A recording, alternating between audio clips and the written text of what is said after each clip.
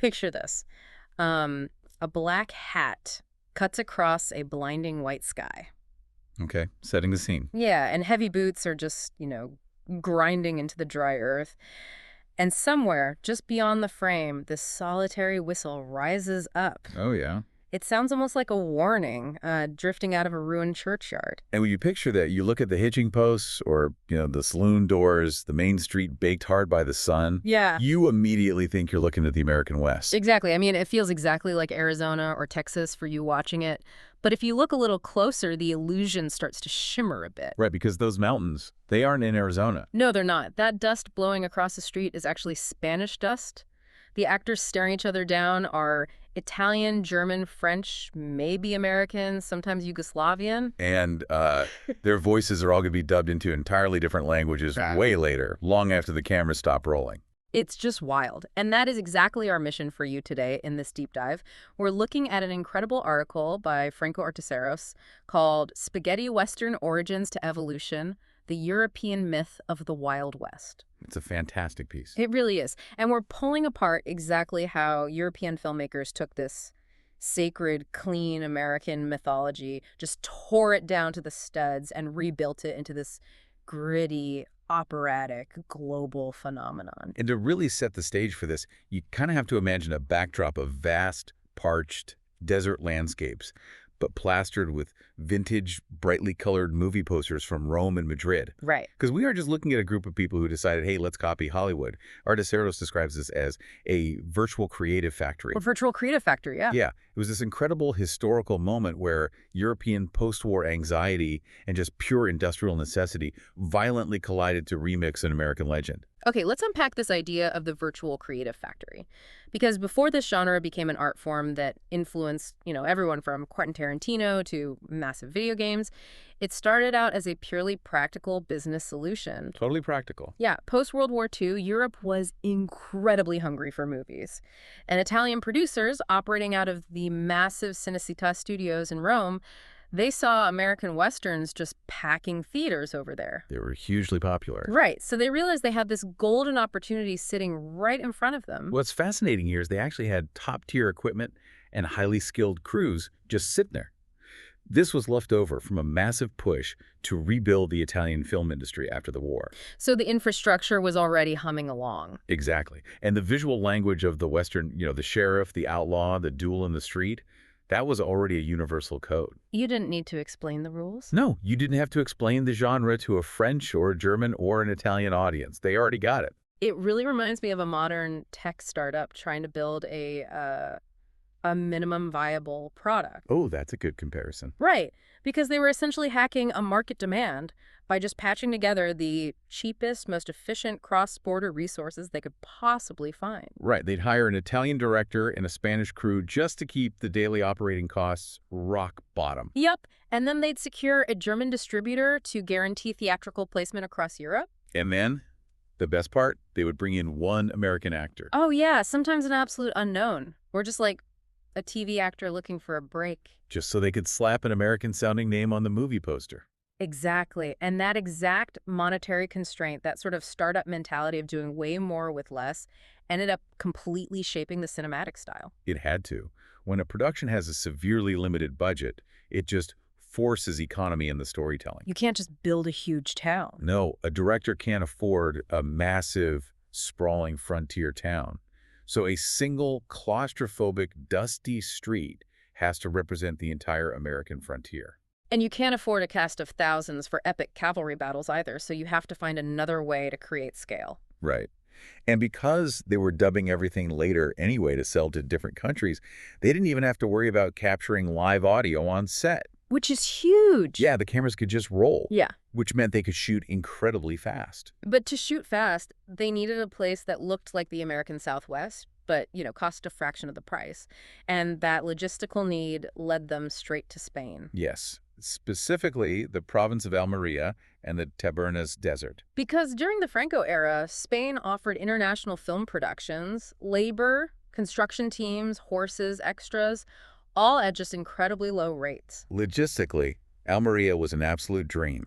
It offered this semi-arid climate with near constant, reliable sunlight. So no expensive weather delays. Exactly, you could shoot outdoors day after day. You had dry riverbeds, rocky ridges, and empty flats, all within a really short drive of each other. There is this amazing cultural collision hiding in that detail, too. You had local Spanish farmers, carpenters, and villagers suddenly hired to build and populate fake Texas towns in their own backyards. That's so surreal. It became this bizarre, localized cottage industry practically overnight, and the landscape itself played a huge psychological role, I think. Oh, definitely. The emptiness of the Spanish desert didn't feel romantic the way Monument Valley does in a classic John Wayne movie. It felt cruel. Yes. It was this harsh, baked furnace where you can almost feel the heat radiating off the screen. Well, because in the classical Hollywood Western, the landscape usually represents the promise of freedom, right? Right. Manifest destiny. Right. A new beginning. A place where a person can carve out a noble life. Yeah.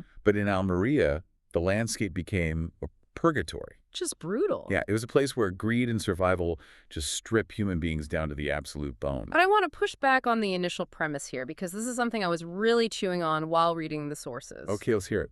If these Italian and German producers were genuinely just trying to churn out cheap, sellable imitations of American Westerns to make a quick buck, why did they make the heroes so morally bankrupt? That's a great point. Right. Why were the towns so incredibly grimy and corrupt? Was that an intentional artistic choice right from the jump? Or was it just a side effect of not having the budget to make things look clean and noble? It leans heavily into intentional perspective, Right. mostly based on who was actually making these films. Okay.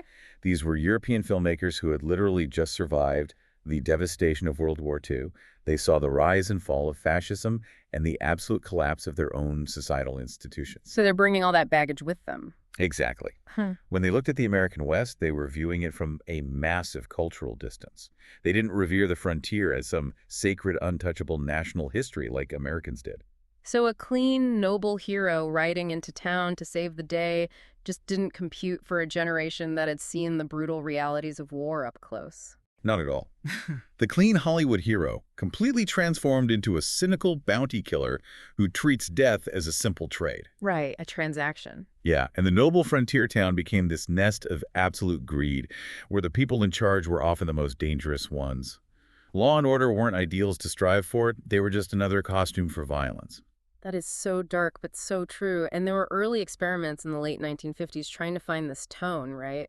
But Sergio Leone was really the director who finally gave this European cynicism a brand new visual and moral grammar. Oh, absolutely. Leone changed everything. We hit 1964, and Leone releases A Fistful of Dollars, which was essentially an unofficial, unauthorized remake of Akira Kurosawa's samurai film Yojimbo, just transplanted into the Spanish desert. A brilliant move, honestly. Right, and Leone takes Clint Eastwood, who was just a clean-cut TV cowboy on the show, Rawhide at the time, puts him in a heavy poncho, hands him a cigar, and turns him into an absolute global icon. The man with no name. The man with no name. And, Leone didn't invent the European Western, but with that film, he completely defined its aesthetic DNA. Arteseros points out in the article that you can recognize a spaghetti Western before a single gun is even fired because the visual code is just that distinct. It really is. And the biggest part of that code is the extreme close-up. In older Hollywood movies, directors favored wide, majestic shots of a rider moving through a massive valley to show the sheer scale of the country. Right, the John Ford style. Exactly. But Leone and his contemporaries realized they couldn't afford the valley, so they shoved the camera right into the actors' faces. Finding epic scale in the topography of a human face. I love that phrasing. Yeah, Arteseros beautifully describes those faces as maps of danger. The camera just studies the skin, the stubble, the grime, the sweat beads. Every little detail. Right. An involuntary twitch of an eye or a really subtle swallow suddenly becomes a massive plot point. The wide shot in Hollywood celebrated the land, but the extreme close-up in the Italian Western turned the human face into a psychological battlefield. And the pacing follows that exact same tension, too. It is so operatic and ritualistic, they stretch time like a rubber band. Oh, those long standoffs. Yes. You'll have these incredibly long, drawn-out silences where absolutely nothing seems to be happening. A character's just standing there, the wind blows, a fly buzzes loudly. And a hand just hovers a single inch above a revolver. Exactly. As the viewer, you are just sitting there suffocating in the tension. Because the viewer doesn't just watch the action. You actually feel the atmospheric pressure of the buildup. Yes, that's exactly it. And this operatic stillness always culminates in a sudden, highly choreographed, stylized burst of violence. It's not naturalistic at all. No, not at all. It plays out like a violent ballet, where the choreography matters way more than realism. But the article also points out that while they were completely reinventing the hero and dismantling the traditional visual style, they were still very much bound by the limits of their era. Very true, Ah. especially when it came to women. Yeah. The roles for women were usually incredibly narrow. They were widows, victims, or saloon workers. It's a historical limit that, for you watching today, is easy to recognize while still analyzing the broader mechanical craft of how these movies were built. Right. The genre was deeply transgressive in its dismantling of traditional power structures, showing sheriffs, banks, and armies as fundamentally corrupt and self-serving. Totally. But it failed to extend that same revolutionary analytical lens to its female characters. Yeah, it's a huge blind spot. But here's where it gets really interesting for me. You cannot talk about that stretched out, agonizing tension without dissecting the sound. Oh, the sound is everything. The aesthetic DNA wasn't just visual, it was aggressively, undeniably sonic. Ennio Morricone. The legend. Think about a traditional historical period piece.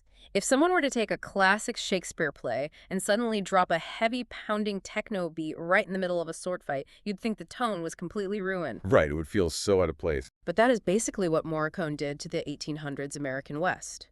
He dropped electric guitars and whip cracks into the frontier. It's insane on paper. It shouldn't have worked, but it completely modernized the genre and gave it this visceral, racing pulse. Because Morricone's music didn't just decorate the image, it fundamentally changed what the image meant. How so? Well, before him, Western scores were sweeping, orchestral, and majestic.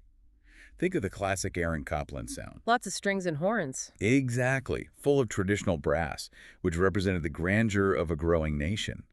But Morricone brought in these unconventional, jagged instruments. Like anvils, actual gunshots. Cracking whips, tolling bells, wordless chanting voices, and of course that piercing electric guitar. The juxtaposition is wild. In a Morricone score, a simple duel on a dusty street suddenly sounds like a church service, a wild animal cry, and a rock concert all happening at the exact same time. And he used these strange musical motifs as psychological tools rather than just background noise. Like the whistling. Exactly. The famous whistling wasn't just a catchy tune to sell records. It acted as a memory signal. Oh, that's fascinating. The whistle would start playing, and it would announce a specific character's presence or their dangerous state of mind before they even stepped into the camera frame. Even traditional instruments were completely turned upside down. Usually in a movie, a soaring trumpet means the cavalry has arrived, right? It's triumphant. Yes. But Morricone would use trumpets, ironically. They sounded heroic, but there was always this tragic, mournful undertone to it. Like the music itself was winking at the audience. Exactly. Letting us know that this hero was deeply compromised and probably going to double-cross somebody the second the song ended. What Morricone and his contemporaries composers like Louis Bacalov and Bruno Nicolai, what they really achieved was making the silence louder. Making the silence louder. I love that. Because the music was so dense, bizarre, and aggressive, when it finally stopped for those long standoffs, the sudden absence of sound made it feel like the entire desert was holding its breath. Wow. And it's no wonder that Sonic World completely leaped out of cinema. You hear it everywhere now. Everywhere. From rock music to hip-hop samples to the background scores of massive video games. Just one whistle and a tremolo guitar chord, and you instantly picture a lone figure in a dusty coat standing at the edge of town. That sonic identity was so powerful it just couldn't be contained in Europe. As soon as those movies hit global theaters, it proved Artaseros's point about the virtual creative factory. It just exploded. It created a massive global cinematic feedback loop, taking the genre from a series of cheap experiments into an unstoppable worldwide phenomenon. Yeah, by the late 1960s, you hit the undisputed golden era. Movies like The Good, the Bad, and the Ugly and Once Upon a Time in the West. Classics. And moving into the 1970s, the genre diversifies completely because the framework is so flexible. You get the emergence of the Zapata Westerns. The Zapata Westerns are such a fascinating evolution of the original formula. They were heavily political, right? Very. These were heavily political films, almost always set during the Mexican Revolution. European directors essentially used the popular action format of the Western to stage intense metaphorical arguments. About what kind of things? about class warfare, colonialism, and the very real political liberation movements happening across the world in the late 1960s. So they are basically European fantasies of Mexican politics. Exactly. But they proved you could Trojan horse heavy Marxist philosophy into a highly profitable, violent cowboy movie. That is wild. And this genre just kept splintering from there. You had gothic westerns that played like horror movies. Snowbound revenge stories. Yeah, and eventually the wildly popular Trinity comedies starring Terence Hill and Bud Spencer. Though, once you start heavily parodying the grimness of a genre, the sense of danger just evaporates. Right, which kind of signaled the end of the Italian production boom, didn't it? It did. The Italian factories eventually shut down, but the style itself never died. It's just fragmented and bounced around the world. Like we mentioned Kurosawa inspiring Leone early on. Right. And decades later, that loop closed entirely when Japanese director Takashi Miike made sukiyaki Western Django. Oh, I've seen that. He directly mixed Japanese samurai codes with Italian Western excess, complete with a cameo from Quentin Tarantino. Speaking of Tarantino, the impact on American cinema is massive. Clint Eastwood literally brings the style back home to Hollywood, directing his own dark, revisionist westerns like High Plains Drifter and Unforgiven. Full circle. Completely. And modern directors today, like Tarantino, are basically operating as modern spaghetti Western directors. Absolutely. He uses the exact same long, ritualized standoffs, the Morricone music cues, and the sudden bursts of stylized violence. Robert Rodriguez does the exact same thing with his stylized border town gunfighter movies. And the framework even adapted perfectly to South America. Really? How so? Well, in Brazil, you saw the rise of the cangaceiro films. A cangaceiro was a type of social bandit who roamed the harsh, arid backlands of northeast Brazil in the late 19th and early 20th centuries. Okay, so a local outlaw legend. Exactly. Brazilian filmmakers realized that the morally ambiguous anti-hero mold of the Italian Western perfectly fit their own outlaw legends. The visual harshness of the Almeria Desert mirrored the Brazilian backlands perfectly. That makes total sense. And in modern media, just look at gaming. The entire Red Dead Redemption series is thoroughly soaked in the melancholy grandeur, the musical cues, and the deliberate pacing of a Leone film. So what does this all mean for us today? When you look at this whole bizarre decades-long history, there is this ultimate beautiful irony to it. Okay. America exports this incredibly clean, noble, black and white myth of its own history to Europe. Right. Europe takes it, chews it up, injects it with post-war trauma, cynicism, extreme close-ups, and electric guitars. Yep. And then exports it back to America so successfully that American creators today are actually imitating the European hallucination of what America is. If we connect this back to the bigger picture, it just completely validates the core thesis of the virtual creative factory. It really does. Culture doesn't just passively preserve legends in amber. It remixes them under extreme pressure. Yeah, producers needed to sell tickets across borders. Directors demanded expressive freedom within cheap confines. Composers wanted to invent entirely new sounds for old visuals. And studios turned their severe financial shortages into a defining aesthetic style. It's brilliant. It is. For you listening right now, I think this deep dive is an absolute masterclass in how constraints, whether it's a tiny budget, a language barrier, or just a lack of physical resources, can force incredible innovation. It really forces you to think outside the box. It does. Yeah. It shows how taking a completely outsider's perspective on something you think you know perfectly well can revitalize a totally tired formula. And this raises an important question, something really worth thinking about long after we sign off. Ooh, leave us with something good. If European filmmakers in the 1960s could completely deconstruct and reinvent the sacred American Western myth using the anxieties and constraints of their own era, what unassailable, dominant movie genre today is currently ripe for that exact same treatment? Oh, that's a great question. Think about the massive superhero movies or the slick, predictable tech bro biopics that completely dominate our culture right now. They are everywhere. What would a gritty, international, low-budget spaghetti reinvention of today's dominant myths actually look like? That is such a cool thought experiment. Because the myth never really dies, does it? It just changes clothes. Exactly. Somewhere right now, a black hat is cutting across a white sky, and a solitary whistle is rising from a ruined churchyard, just waiting for the next reinvention.